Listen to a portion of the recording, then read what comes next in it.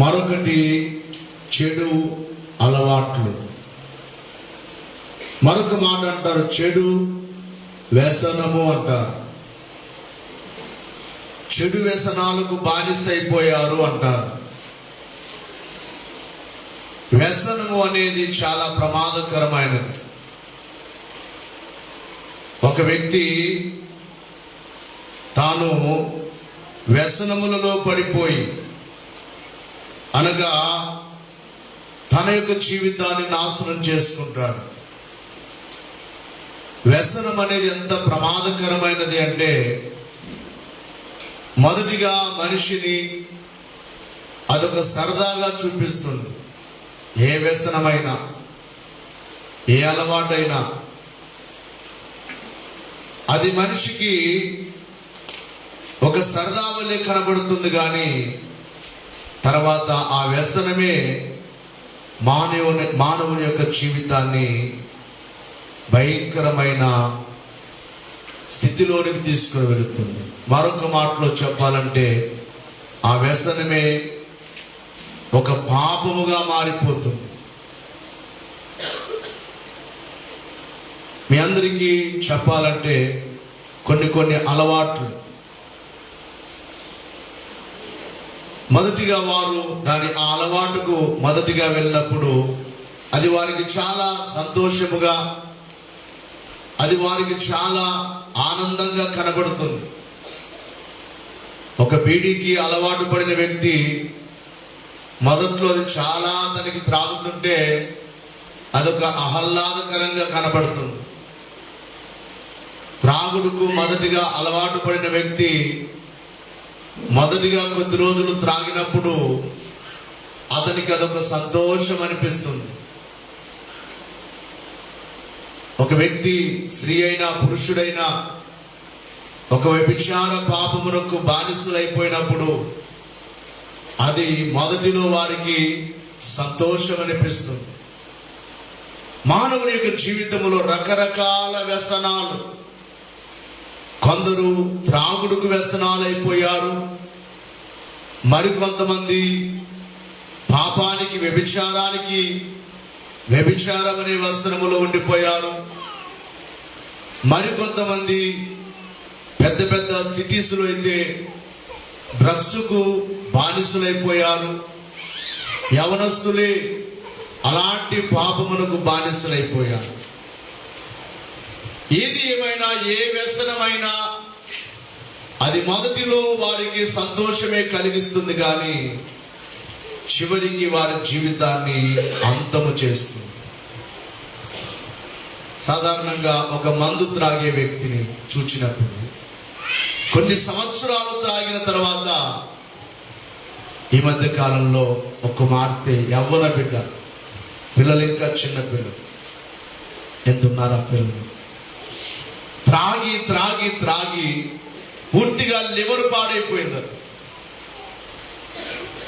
Doctor దగ్గరికి వెళితే doctor అంటాడట, మేము వైద్యం చేయడానికి అవకాశం లేదు, ఇంకా పాడైపోయింది, మేమేం చేయలేము. నీ భర్త అది మానితేనే, ఆ త్రాగుడు మానితేనే అతడు బాగవుతాడు, లేకపోతే మేము ఏమీ చేయలేము.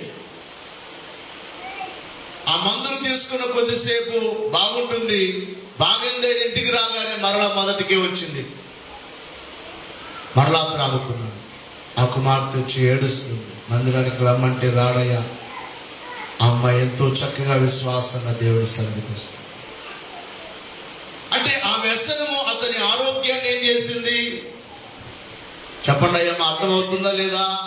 ఏ వ్యసనమైనా, త్రాగుడైనా, బీడీలైనా వారి ఊపిరితిత్తులు కాలిపోతాయి లోపల.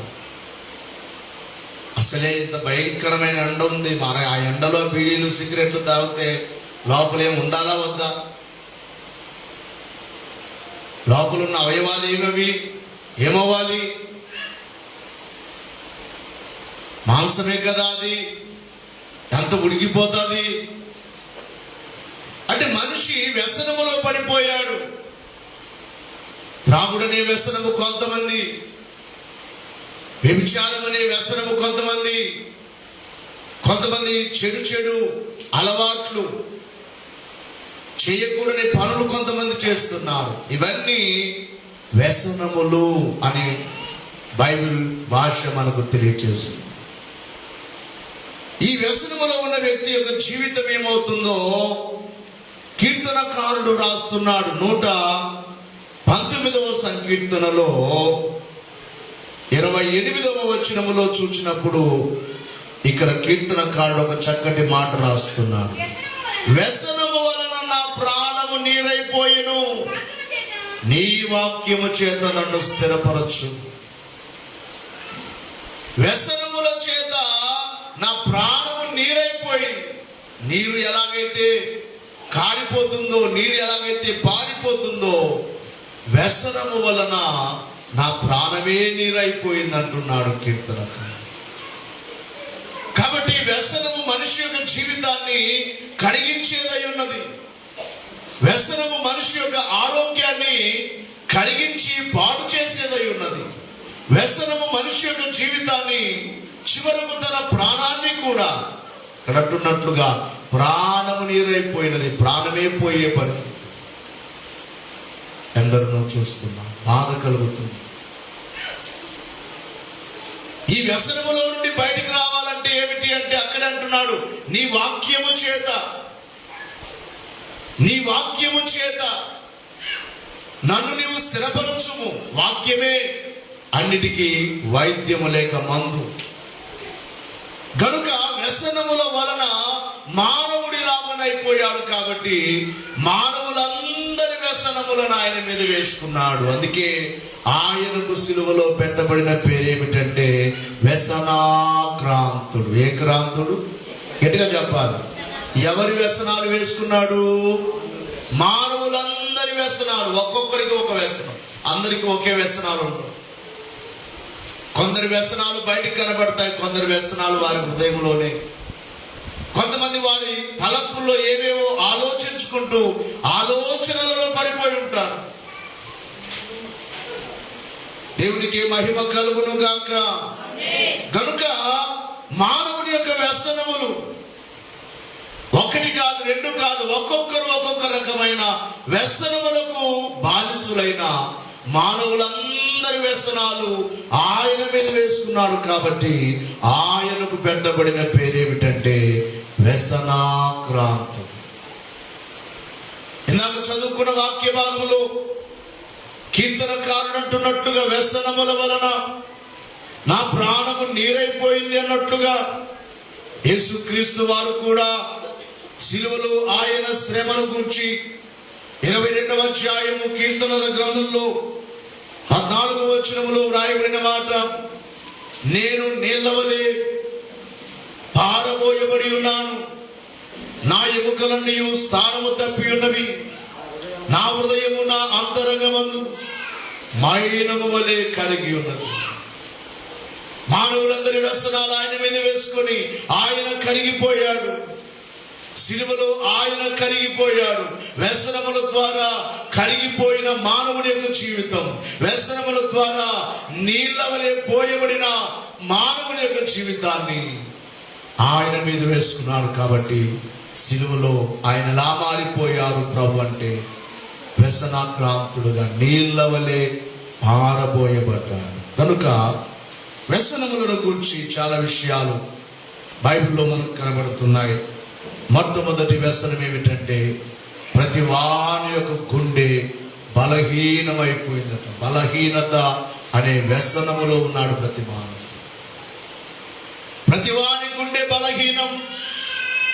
గుండె బలహీనం అంటే గుండె జబ్బు వచ్చింది కాదు. ఆ గుండెలో పాపాన్ని పెట్టుకున్నాడు, ఆ గుండెలో స్వార్థాన్ని పెట్టుకున్నాడు, ఆ గుండెలో దేవునికి విరుద్ధమైనవన్నీ కూడా మానవుడు పెట్టుకున్నాడు. కాబట్టి ప్రతి మానవుని గుండె ఏమైపోయిందట? బలహీనమైపోయింది. దేవుడు కలుగజేసినప్పుడు మానవుణ్ణి బలముగానే కలుగజేశాడు, బలవంతునిగానే చేశాడు, బలమైన వాడిగానే చేశాడు. కానీ వ్యసనముల వలన మానవుని గుండె బలహీనమైపోయింది.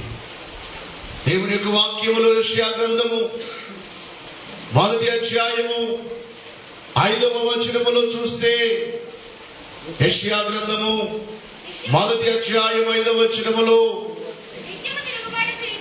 నిత్యము తిరుగుబాటు చేయుచు మీరేలా ఇంకను కొట్టబడెదరు. ప్రతివాడు నా నెత్తిని వ్యాధి కలిగి ఉన్నాడు. ప్రతి వాని గుండె ఏమై ఉన్నదట? బలహీనమైపోయింది.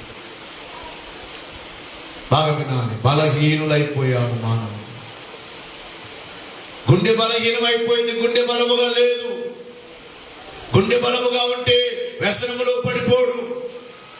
గుండెలో దేవుని వాక్యాన్ని పెట్టుకుంటే వ్యసనములో పడిపోడు. కాబట్టి ప్రతి వాని గుండె బలహీనమైపోయెను.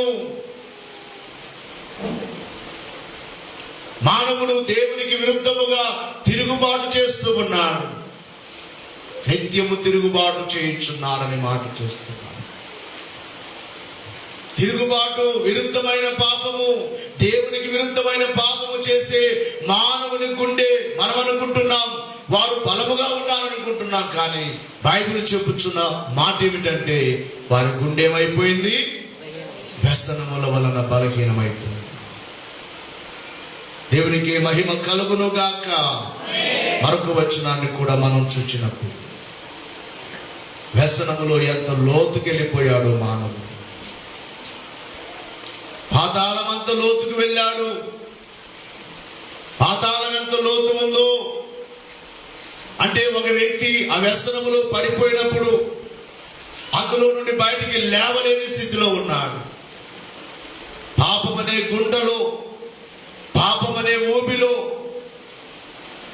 అందుకే భక్తులు పాడుచు అన్నారు, పాపపు ఊబి అన్నారు. 57వ అధ్యాయం యెషయా గ్రంథం 9వ వచనములో చూస్తే, నీవు తైలము తీసుకొని రాజునొద్దకు పోతివి, పరిమళ ద్రవ్యములను విస్తారముగా తీసుకొని రాయబారులను దూరమునకు పంపితివి. పాతాళమంత లోతుగా నీవు లొంగితివి. పాతాళమంత లోతుకు లొంగిపోయాడు మానవుడు. వ్యసనములో బయటికి రాలేకపోతున్నాడు. అందుకే అంటుంటారు, మేము ఈ అలవాట్ల నుంచి బయటికి రావాలనుకుంటున్నాం, ఈ చెడులో నుండి బయటికి రావాలనుకుంటున్నాం, ఈ పాపములో నుండి బయటికి రావాలనుకుంటున్నాం. రాలేకపోతున్నాడు. కారణం ఏమిటంటే తాను పాతాళమంత లోతుకు లొంగిపోయాడు అని దేవుని వాక్యం చెప్తుంది. ఈ లొంగిపోయిన మానవుని యొక్క జీవితం వ్యసనములో ఉన్న దురలవాట్లకు లోబడిపోయిన మానవుణ్ణి, ఆ గోతిలో పడవేయబడిన మానవుణ్ణి మన రక్షకుడైన యేసుక్రీస్తు వారు ఆ గోతిలో నుండి బయటికి తీసుకొని రావాలని, ఆ పాపమనే గుంటలో నుండి బయటికి తీసుకొని రావడానికి కోసం ఆయన ఎలా మారిపోయాడు అంటే వ్యసనాక్రాంతుడైపోయాడు. ప్రతి మానవుని పాతాళములో నుండి బయటికి తీసుకొని రావాలి, పాపములో నుండి బయటికి తీసుకొని రావాలి. దేవునికి మహిమ కలుగును గాక. ఇక రెండవదిగా చూచినట్లయితే పొగరగులుచున్న వ్యసనము అన్నా. కీర్తనల గ్రంథము 119వ సంకీర్తన, కీర్తనల గ్రంథము 119వ సంకీర్తన 83వ వచనం. నేను పొగ తగులుచున్న సిద్ధివలెనైతిని, ఆయనను నీ కట్టడలను నేను మారుచునలేదు. పొగ రగులుచున్న సిద్ధివలే అనగా పొగ ఎప్పుడు వస్తుంది? దీపం ఆరిపోతేనే మాట్లాడు. ఒత్తి ఆరిపోయినప్పుడు ఏమొస్తుంది? మంట ఆరిపోయినప్పుడు ఏమొస్తుంది? పొగ. ఆత్మీయ జీవితంలో ఎలగట్లేదు. దేవునిలో ఎలగని వ్యక్తిలో తనకు వచ్చేది ఏమిటంటే పొగ. జీవితం అనే సిద్ధలో పొగలు కక్కుచున్నవి. కాంతి ఇవ్వవలసిన జీవితం, వెలుగుమయముగా ఉండవలసిన జీవితం ఏమైపోయింది అంటే పొగలు వచ్చుచున్నాయి. అంటే ఆరిపోవడానికి, ఆరిపోయిన తర్వాత వచ్చే పొగ. ఆరిపోతున్నాడు మానవుడు, జీవితాన్ని ఆపు చేసుకుంటున్నాడు. కనుక పొగలు కక్కుచున్న సిద్ధి వలె మానవుని జీవితం ఉండగా కలవరిలో వ్యసన క్రాంతునిగా, మనుషులు చూడనల వానిగా మారిపోయిన ప్రభు ఎలాగున ఆయన కళ్ళను మండించుకొని చూడనులని వారిగా భరించలేని శ్రమ, ఆ దుస్థితిని, ఆ భయంకరమైన గాఢంధకారమును సిలువ పైన, మన యొక్క గాఢంధకారం, మన పాపము ఆయన మీద పడి ఆయన ప్రాణం విడిచి ఆయన మనలను వెలిగించడానికి కోసం కరిగిపోయాడు. ఇక మూడవదిగా చూసినట్లయితే బుసలు కొట్టుచున్న వ్యసనము. బుసలు కొట్టుచున్న వ్యసనం. పాము ఎలాగైతే బుస కొడతాదో, పాపం చేయాలి, పాపం చేయాలి, పాపం చేయాలని మానవుడి యొక్క హృదయం ఏం చేస్తుందట? బుసలు కొడుతుంది. బుసలు కొట్టుచున్న వ్యసనము. దేవుని యొక్క వాక్యములు ఇర్మియా గ్రంథం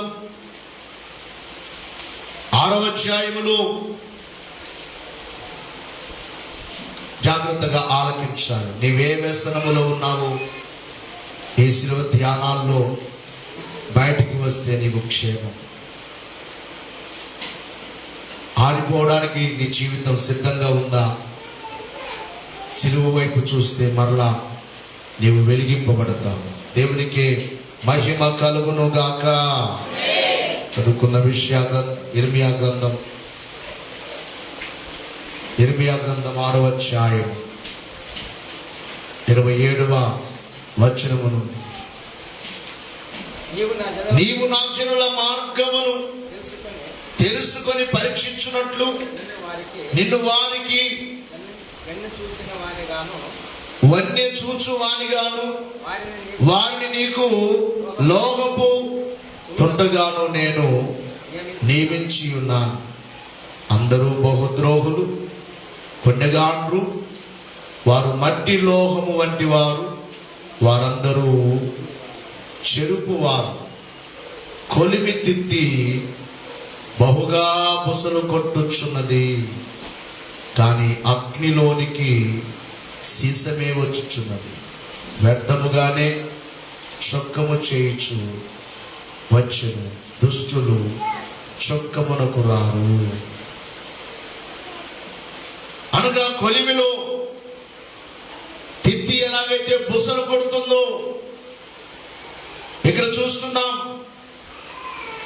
మార్గములను తప్పి భయంకరమైన ద్రోహులై, కొండగాండ్రై, మట్టి లోహముల వంటి మానవులు వారి హృదయాల్లో బుసలు కొట్టుచున్న పాపం. కొలిమి తిత్తి ఎలాగైతే ఆ నిప్పులకు బుస కొడుతూ దాన్ని వెలిగిస్తుందో, పాపము అలాగే మానవుల్లో బుసలు కొడుతుంది.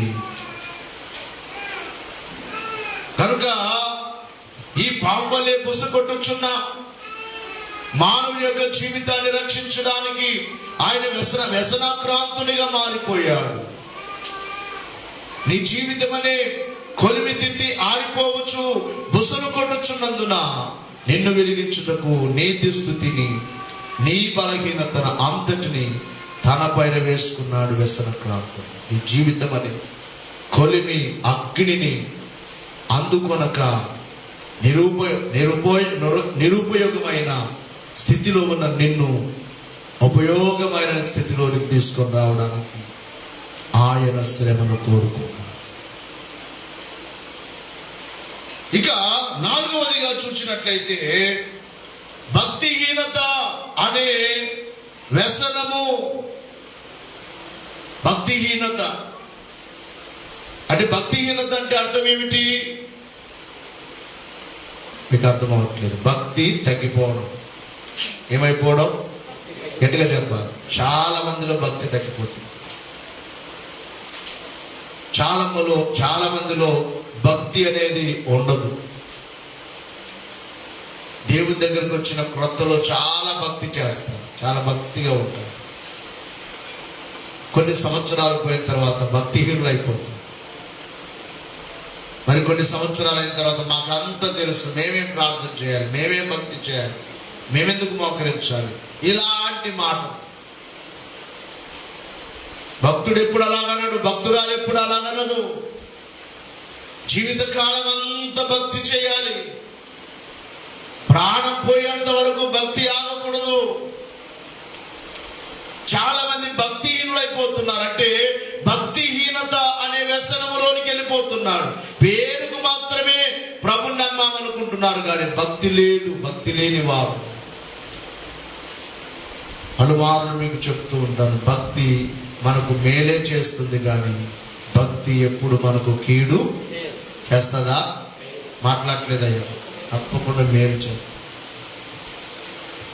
ఈ వారంలో నాకు పోయిన ఆదివారం నుంచి శనివారం స్టార్ట్ అయింది. ఆదివారం నుండి భయంకరమైన నడుము నొప్పి, కూర్చోడానికి రాదు, ఇలాగే ఉండాలి, ఇలా వంగడానికి రాదు, రెస్ట్ తీసుకోవాలి, ఇంకా లేవకుండా పడుకోవాలి. అలా ఉంది పరిస్థితి. ప్రభుత్వం ఒక తీర్మానం చేసుకున్నాను, ప్రభువా నేనైతే హాస్పిటల్కి వెళ్ళను, నేనైతే రెస్ట్ తీసుకోను, నీ పని. అలాగే సోమవారం దాదాపుగా కర్నూలుకు వెళ్ళొచ్చే ఆ సమయం దాదాపుగా 300 కిలోమీటర్లు పోయే ప్రయాణం, వచ్చే ప్రయాణం కలిపి 300 కిలోమీటర్లకు పైగా, అంత దూర ప్రయాణం అలాగే చేయడం. మరలా తెల్లవారుజామున లేచి రోజు ధ్యానం, దానికి అదే తగ్గిపోవాలి. నేను హాస్పిటల్కి వెళ్ళను. అలాగే ప్రార్థన, అలాగే తెల్లవారుజామున అలాగే చక్క లేచి వచ్చి అలాగే మోకరించే కూడా రావట్లేదు, అయినా కూర్చోలేదు. ధ్యానం అయ్యే వరకు దాదాపుగా 40 నిమిషాల వరకు ధ్యానం జరుగుతుంది. ఓన్లీ సిలువ.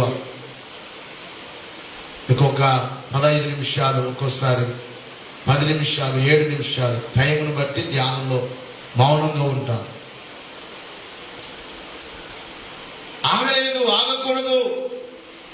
అనారోగ్యం వచ్చిందని భక్తి ఆపుకోకూడదు. శ్రమ వచ్చిందని నీ భక్తి తగ్గకూడదు. అంత నాకు తెలుసు అని ఆ గర్వముతో భక్తి తగ్గకూడదు. భక్తిహీనత అనేది ఒక వ్యసనం. దాని ద్వారా మనిషికి ప్రమాదం. దేవుని యొక్క వాక్యములో మనం చూచినప్పుడు యెషయా గ్రంథము,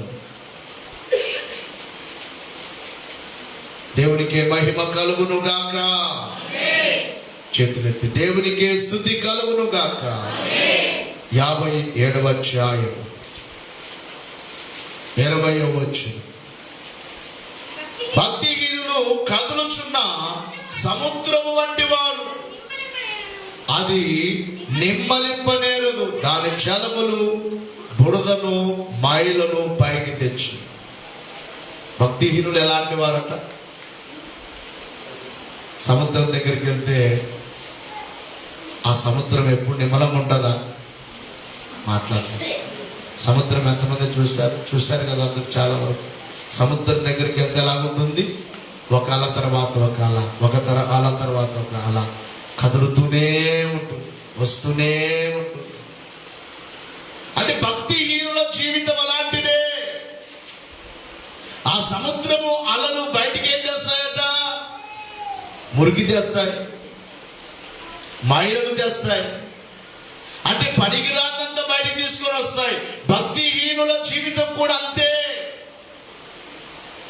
నీవేమి తీసుకొని రాలేవు. భక్తిహీనత ద్వారా నీ జీవితం మైలమైపోతుంది, నీ బ్రతుకు మురికైపోతుంది తప్ప దాని ద్వారా ప్రయోజనం ఏమీ లేదు. భక్తిహీనుల జీవితం దేనికి పోల్చాడంటే మైలమునకు మురికికి పోల్చబడింది. అంటే భక్తిహీనత అనేది కూడా ఒక వ్యసనం. ఈ రోజున చాలా మంది క్రైస్తవ బిడ్డలు ఆదివారం మందిరానికి వస్తే మరలా ఆదివారం వరకు వారికి ఏమి లేదు, ప్రార్థనా జీవితము లేదు. ఎవరు వీరు? ఏనుగు భక్తులు కానీ ఏముంది వారిలో? భక్తిహీనత. భక్తిహీనతనే మైలము, భక్తిహీనతనే మురికిలో ఉన్నారు. అన్నిటికీ సమయాలు ఇస్తారు. నేను అంటాను, తినేకి టైం లేదని తినడం మానేస్తారా? మాట్లాడలేదమ్మయ్యా, తినడానికి టైం లేదని చెప్పి 3 పూట్ల మానేస్తారా? మీరు మాట్లాడకపోతే మానేస్తారా? భోజనం తినేకి మాకు టైం లేదని ఎవరైనా భోజనం మానేస్తారా? దెబ్బ కొంచెం అలాగైనా పెట్టేసుకొని ఇప్పుడు మేము ఉన్నాం, మాకు టైం సరిపోదు, టిఫిన్ అలా తినేస్తాం అన్న వాళ్ళ కొంచెంసేపులో తిన్నామో లేదన్నట్టుగా తినేస్తాం. ఎందుకు? టైం ఉన్నా లేకపోయినా తినడం మానుతామా? తినడానికి టైం ఉంటుంది. కొంతమంది బాత్రూంలోకి వెళ్ళారనుకోండి, స్నానం చేయడానికి అంతసేపు బయటకు వస్తారు. అంటే రెడీ అవ్వడానికి, సిద్ధపడడానికి టైం ఉంటుంది. నీ పనులు చేసుకోవడానికి టైం ఉంటుంది. నీవు వ్యాపారాలు చేసుకోవడానికి టైం ఉంది. నీ ఇంట్లో వంట పని చేసుకోవడానికి టైం ఉంది. అన్నిటికీ టైం ఉంది. దేనికి టైం లేదంటారు? చెప్పండి అయ్యా. అమ్మా, ప్రార్థన చేసుకోవడానికి ఏమి లేదు, మాకు టైం లేదు. ఎవరు వీరు? ఆ మాటలు అనేవారు ఎవరు? చెప్పాలి గట్టిగా అయ్యమ్మా. భక్తిహీనులు. భక్తిహీనత అనేది ఒక వ్యసనము. ఈ భక్తి తగ్గిపోవడం, ఈ భక్తిహీనత మానవుని మృంగివేస్తుంది అన్నారు దైవజనుడు. ఈ భక్తిహీనత మానవుని జీవితాన్ని సమాధానము లేకుండా, నిమ్మలము లేకుండా, ఏమాత్రము కూడా అతనికి నెమ్మది లేకుండా చేస్తుంది. అనుకుంటాడు, ఏమనుకుంటాడు? నేను దేవుని నమ్మాను, ఎందుకు నాకు ఈ శ్రమ? అది పరీక్ష చేసుకోడు. నేను భక్తి చేస్తున్నానా లేదా? నా కుటుంబంలో ప్రార్థన ఉందా లేదా? నాకు భక్తి ఉందా లేదా? నా బిడ్డలకు భక్తి ఉందా లేదా? నేను భక్తిగా ఉన్నానా లేదా అని అనుకోడు. భక్తిహీనుడైపోయి, భక్తిహీనురాలైపోయి మరలా ఎవరి మీద నిందలు వేస్తారు? చెప్పండి అయ్యా. అమ్మా, దేవుని మీద నిందలు వేస్తారు. నేను దేవుని నమ్మా, మాకెందుకు ఈ కష్టాలు, మాకెందుకు ఈ బాధలు, మాకేం జరిగింది? నిజముగా భక్తి చేస్తే భక్తిలో ఎన్నో మేలులు ఉన్నాయి. ఎన్నో మేలులు, 1 కాదు 2 కాదు. అవి దేవుని సేవకులంగా మేము అనుభవిస్తున్నాం. అవి దేవుని సేవకులంగా మేము అనుభవిస్తున్నాం. ఏ సమయానికి ఏం కావాలి? ఈ వారంలోనే దాదాపుగా ఒక 6,000 రూపాయలు డీజిల్ వేయచ్చు. ఈ వారంలోనే అంత ప్రయాణం ఎలాగొస్తుందో తెలియదు. ఒక్కోసారి నా దగ్గర ఏముండదు. ఆ సమయాన్ని ఎవరో ఒకరి ద్వారా ఒక చోటుకు వెళ్తే వారు అక్కడ ఒక 2,000 రూపాయలు కాను వేసుకుంటారు. ఆ సొమ్ము అలాగే డీజిల్ వేయించిన. దేవుని యొక్క విశ్వాసులారా, మీ అందరికీ చెప్పే మాట, నువ్వు భక్తి చేస్తే నీ ప్రతి అవసరత తీర్చడానికి ఆయన సిద్ధంగా ఉన్నాడు. భక్తి చేస్తే నీలో భక్తిహీనత ఉన్నదా, నువ్వు పాతాళానికి వెళ్తావు తప్ప, నీ జీవితం మురికైపోతుందని బైబిల్ చెప్తుంది తప్ప, నువ్వు మలినమైపోతావు. నీ ద్వారా బయటికి వచ్చేది సముద్ర తరంగముల ద్వారా ఎలాగైతే మలినము మురికి బయటికి వస్తుందో, నీ జీవితం ద్వారా మురికే తప్ప ఇంకేమి. నేను చెప్పట్లేదయ్యా, బైబిల్లోనే మీకు చూపించు. కాబట్టి భక్తిహీనత అనేది ఒక వ్యసనం. నేను అంటాను, త్రాగుబోతుల కంటే, వ్యభిచారుల కంటే, ఇక మోసగాళ్ళ కంటే, రకరకాల వ్యసనాలకు బానిసైపోయిన వారందరికంటే వారంటే తెలియక బానిసలైపోయారు. అందులో దేవుని ఎరుగక బానిసలైపోయారు. అన్ని తెలిసి, వాక్యము తెలిసి, ఎలా ఉండాలో తెలిసి, అన్ని తెలిసి భక్తిహీనులైపోయిన వారి జీవితం ఏమైపోతుందో ఒక్కసారి ఆలోచించు. భక్తిహీనుల జీవితం ఏమైపోతుంది? ఈ మధ్యాహ్న సమయంలో దేవుడు మాట్లాడుచున్నాడు. నీ జీవితాన్ని ఒకసారి పరీక్ష చేసుకో. వ్యసనములో ఉన్నావా? ఏ వ్యసనమైనా కావచ్చు. చెడు అనే వ్యసనములో ఉన్నావా? నాలో ఏ చెడు లేదయ్యా, మంచిదే. ఏ చెడు లేకపోవడం మంచిదే. ఏ చెడు అలవాటు లేకపోవడం మంచిదే. అది మంచిదే. అయితే భక్తిహీనత అనే వ్యసనం ఉందేమో ఒకసారి చూసుకో. రోజు నీవు భక్తి చేయగలుగుతున్నావా? రోజు కొంత సమయం. భక్తి అంటే ఏమిటి? నువ్వు మోకరించడమే భక్తి, నువ్వు ప్రార్థించడమే భక్తి, నువ్వు పాటలు పాడుకోవడమే భక్తి, నీవు దేవుని సన్నిధిలో చక్కగా కూర్చొని దేవుని మాటలు వినడమే భక్తి. నీ ఇంటిలో ఒక మూలకు. అందుకనే అయ్యగారు అన్నారు, ప్రార్థనకు సమయం లేదని సాకులు చెప్పు, ధ్యానానికి సమయం లేదని సాకులు చెప్పు. కోడి గుడ్లు పెట్టే కోడి గుడ్లు పెట్టడానికి స్థలం లేదని గుడ్లు పెట్టడం మానేస్తుందా అన్నారు అయ్యగారు. అదేం చేస్తుంది? ఎక్కడో చోట స్థలం చూసుకొని ఎక్కడో చోట గుడ్డు పెట్టేస్తారు. అలాగే సన్నిధి చేసేవారు, దేవునితో సహవాసం కలిగిన వారు స్థలం లేదని సాకులు చెప్పొద్దు. ఎక్కడో చోట కూర్చో, ఎక్కడో చోట మోకరించు. నీ గదిలో ఏదో మూలకు మోకరించు, ఏకాంతముగా మోకరించు, ప్రార్థన చేసుకో. భక్తిహీనత అనే వ్యసనము చాలా ప్రమాదకరమైనది. చివరిగా చూచినట్లయితే పెండ్లి కుమార్తెలో ఉన్న వ్యసనము అంటే రాకడకు సిద్ధపడుచున్న వారిలో ఉన్న వ్యసనం. ఏమిటి వారిలో ఉన్న వ్యసనము? పరిశుద్ధ గ్రంథంలో చూచినప్పుడు దేవుని యొక్క వాక్యములో యోహాను సువార్త 21వ అధ్యాయము 17వ వచనాన్ని చూస్తే, మూడవసారి ఆయన యోహాను కుమారుడైన సీమోను, నన్ను ప్రేమించుచున్నావా అని అతనిని అడిగెను. నన్ను ప్రేమించుచున్నావా అని మూడవసారి తన్ను అడిగినందుకు పేతురు వ్యసనపడి, ప్రభువా, నీవు సమస్తమును ఎరిగినవాడు, నేను ప్రేమించుచున్నానని నీవే ఎరుగుదువని. పేతురులో ఏముందట? చదువుకున్నాం కదమ్మా, వ్యసనపడి. అంటే పేతురులో యేసు ప్రభు వెంట తిరుగుతున్నా, యేసు ప్రభు బోధలు విన్నా, యేసు ప్రభు కార్యాలు చూచినా అతనిలో ఏం దాగుందట? వ్యసనం. ఏదో ఒక వ్యసనం, అబద్ధం అనే వ్యసనం. ఏమన్నాడు? మాట్లాడలేదు. యేసు ఎవరో నాకు తెలియదా? మాట్లాడలేదు. తెలియదా? అంత తెలుసు కానీ తెలియదంటున్నాడు.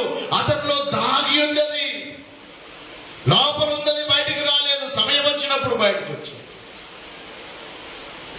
కాబట్టి పెళ్లి కుమార్తెగా ఒక మాటలో చెప్పాలంటే ప్రభు యొక్క తిరిగిన ఒక శిష్యుడుగా ఉన్న పేతురులో కూడా వ్యసనం దాగి.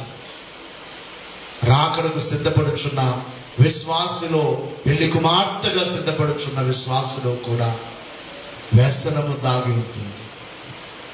అది ఏ వ్యసనమో ఒక్కసారి నీవు సిలువ వైపు చూస్తూ నీ వ్యసనాలన్నీ మీద వేసుకున్న యేసు వైపు చూచినప్పుడు నీలో ఏ వ్యసనం దాగుందో నీకు అర్థమవుతుందా? అర్థమవుదా? చెప్పండి అయ్యామా. ప్రభుని చూచినప్పుడు నీది ఇంకొకరికి కనపడకపోవచ్చు, నీ ఇంట్లో వారికి కనపడకపోవచ్చు, నీలో దాగి ఉన్నది లోతుగా పాతాళమంత లోతుకెళ్ళిపోయి అక్కడ దాగున్న వ్యసనం. కనుక ఏది ఏమైనా, నీలో ఏది ఉన్నా అది ఎవరికి తెలియకపోయినా నీవు సిలువ వైపు చూస్తే అది బయటకు వచ్చేస్తుంది. నీకు నీవే ఒప్పుకుంటావు, సిలువను చూచెయ్యా, నాలో ఈ వ్యసనము దాగు, నాలో ఈ అలవాటు దాగు. అందుకే ఆరాధనలో మనం చేస్తాం. నీకు మాత్రమే తెలిసి ఉన్న హృదయ రహస్యములు ఎరిగి ఉన్న, నీకు మాత్రమే తెలిసి ఉన్న పాపములు కలిగిన వాడనై ఉన్నాను అని మనము చదువుకుంటాం. వ్యసనములో నుండి బయటికి రావాలి. ఆయన నీ వ్యసనాలన్నీ వేసుకొని, ఆయనకు ఆ పేరు పెట్టబడింది వ్యసనాక్రాంతునిగా. ఒక మాటలో చెప్పాలంటే వ్యసనము అనే మాటకు దుఃఖము అని కూడా బైబిల్ మనకు భావము తెలియజేస్తుంది. కాబట్టి వ్యసనములో ఉన్న వ్యక్తికి దుఃఖము కూడా ఉంటుందా ఉండదా మాట్లాడుతుంది. వ్యసనం మనిషికి చివరికి ఏం చేస్తారు? కన్నీళ్ళే తెప్పిస్తారు. ఆ వ్యసనం అనారోగ్యముగా మారిపోయింది. ఆ వ్యసనం మరణంచుల్లోనికి తీసుకుని వెళ్ళి, ఆ మరణంచుల్లోనికి వెళ్ళినప్పుడు అతనికి ఏమొస్తారు చెప్పండి అయ్యమ్మ? దుఃఖం. అంటే మనందరి వ్యసనాలు ఆయన మీద పడ్డాయి కాబట్టి ఆయన వ్యసనాక్రాంతుడిగా, దుఃఖక్రాంతుడుగా సిలువలో మనందరి భారమును ఆయన మీద వేసుకున్నాడు. ఎందుకు వేసుకున్నాడంటే నిన్ను నన్ను ఆ వ్యసనములలో నుండి బయటకు తీసుకుని, ఆ వ్యసనములలో నీకు ప్రమాదం ఉన్నదని, ఆ వ్యసనములో నీకు నష్టం ఉన్నదని, ఆ వ్యసనములో నీకు కష్టం ఉందని, ఆ వ్యసనము ద్వారా నీవు మలినమైపోతున్నావని, ఆ వ్యసనము ద్వారా నీలో మాలిన్యత కలుగుతుందని, ఆ వ్యసనము నీకు ప్రమాదమని ఎరిగిన వాడై నా ప్రాణప్రియుడైన ప్రభు మన వ్యసనాలన్నీ ఆయన మీద వేసుకొని ఆయన వ్యసన క్రాంతుడుగా మారిపోయాడు. నిన్ను నన్ను ఆయన రాకకు, రాజ్యమునకు సిద్ధపరచడానికి సిద్ధంగా ఉన్నాడు. ఆయన రాకడకు సిద్ధపడి మన వ్యసనాలన్నీ తీసివేసుకొని వ్యసన క్రాంతుడైన యేసు వైపు చూచి, ఆ సిలువను చూచి ఆయన రాకకు, రాజ్యమునకు సిద్ధపడతాడు. ఎందుకంటే ప్రభు రాబోతున్నాడు. ఈరోజు నువ్వు చూస్తున్న ప్రపంచం భయంకరమైన యుద్ధాలు. మనం నెమ్మదిగా ఉన్నాం, మనకేం అర్థమవుతుంది? మన భారతదేశం మనం నెమ్మదిగా ఉన్నాం. చాలా దేశాలు బాంబులు వచ్చి పడిపోతున్నాయి, అమాయకుల మీద పడిపోతున్నాయి, సామాన్యమైన ప్రజల మీద పడిపోతున్నాయి, స్కూళ్ళ మీద పడిపోతున్నాయి, బిల్డింగుల పైన పడిపోతున్నాయి. బిల్డింగుల పైన పడిపోగానే కుప్పకూలిపోతున్నాయి బిల్డింగులన్నీ. అందులో ఉన్న కుటుంబం అంతా చనిపోతున్నారు. కొంతమంది పిల్లలు, భార్య అందరినీ కోల్పోయి భర్త ఒకడే మిగిలిపోతున్నారు. కొంతమంది పిల్లల్ని కోల్పోయి తల్లిదండ్రులు ఒకరే మిగిలిపోతున్నారు. కొంతమంది తల్లిదండ్రుల్ని కోల్పోయి పిల్లలు మాత్రమే చెప్పండి అయ్యా మిగిలిపోతున్నారు. ప్రపంచమంతా అల్లాకొల్లోలంగా ఉంది. లోకమంతయు కలతతో లోబడిపోయినది, క్రీస్తు రాకడ గడియ ఇప్పుడున్నట్లుగానే ఉన్నది అని దైవజనులు పాడినట్లుగా ప్రపంచాన్ని చూస్తున్నారు. సిద్ధపడదాం. ఏ వ్యసనం ఉందో అది మానేసు. ఏ చెడు లేకపోతే, త్రాగేది లేకపోతే, చెడు ఏది లేకపోయినా అది మంచిదే. ఒకవేళ భక్తిహీనత ఉందేమో అది ప్రమాదం. భక్తిహీనత. రోజు బైబిల్కు నువ్వు సమయం ఇస్తున్నావు, బైబిల్ చదువుతున్నావు, ప్రార్థన చేసుకుంటున్నావు. ఒకసారి ఆలోచన చేసుకో. ఎవరి మట్టుకు వారు. నేను మీ అందరి ఇళ్ళ దగ్గరకు వచ్చి చూడలేను. నిన్ను నన్ను మనందరిని చూసేవారెవరు? గట్టిగా చెప్పాలి. మీకు వాక్యాలు చెప్పాలంటే నేను వాక్యాలు రాసుకోవడానికి గంట టైం చేసుకున్నాను. ఇక్కడ గంట నిలబడతాను. ఈ ప్రసంగం రాసుకోవడానికి ఎంత ఓపిక లేకపోయినా, ఒక్కోసారి ప్రయాణం చేసి వచ్చి అలసిపోయినా కూడా నాకు సమయం దొరికిందంటే మందిరంలోకి వచ్చి కూర్చు, మందిరంలో ప్రార్థన చేస్తాను, మందిరంలో బైబిల్ చదువుకుంటాను, మందిరంలో ప్రసంగాలు రాసుకుంటారు, మందిరంలో దైవజనుని బుక్స్, చాలా పుస్తకాలు, అయ్యగారి పుస్తకాలు. అందుకే దైవజనుడు అన్నారు, ఒక చేతిలో బైబిల్ ఉండాలి, ఒక చేతిలో దైవజనుని బుక్స్. బైబిల్ ఒక చేతిలో, బైబిల్ని బట్టి రాసిన దైవజనుని బుక్స్, పుస్తకాలు పట్టుకుని ప్రతి ప్రసంగాన్ని సిద్ధపడి చెప్పిన ప్రసంగం చెప్పకుండా దేవుడు తన యొక్క సేవకుడి ద్వారా మనతో మాట్లాడచ్చు. కాబట్టి మీ అందరికీ చెప్తున్నాను, తీసివేసుకోండి. ఏ బలహీనత ఉందో, కడవరి దినాల్లో ఉన్నాం, శిలువ ధ్యానాల్లో ఉన్నాం. శిలువను చూస్తే నీ బలహీనమంతా పోతుంది, శిలువను చూస్తే నీ పాపమంతా పోతుంది. శిలువను చూడండి. ఇంకా శిలువ ధ్యానం చేయని వారు ఈ రోజు నుంచైనా ఒక పూట ఉపవాసం, తెల్లవారుజాము 1 గంట సేపు ధ్యానం చేయండి. 1 గంట సేపు రండి తెల్లవారుజాము. ఇంకా రాని వారు రండి, తెల్లవారుజామున 1 గంట దేవునికి టైం ఇవ్వండి. ఈ కొద్ది రోజులు అంటే కొద్ది రోజులు ఒకటే కాదు, జీవితాంతం ఆయన శిలువను మర్చిపోకూడదు. ఒక క్రమముగా, ఎక్కువగా, రోజు కంటే ఎక్కువగా ఆయన శిలువను ధ్యానం చేస్తున్నాం కనుక తప్పకుండా రండి. తద్వారా ఆయన రాకడ సిద్ధపడదాం, మేఘమెక్కుదాం. మన ప్రతి అవసరతలు ఆ శిలువ దగ్గరే తీరుతాయి కనుక తీర్చుకుందాం. దైవాశీస్సులు కలుగును కాక. అందరూ మోకరిద్దాం, అందరూ మోకరించి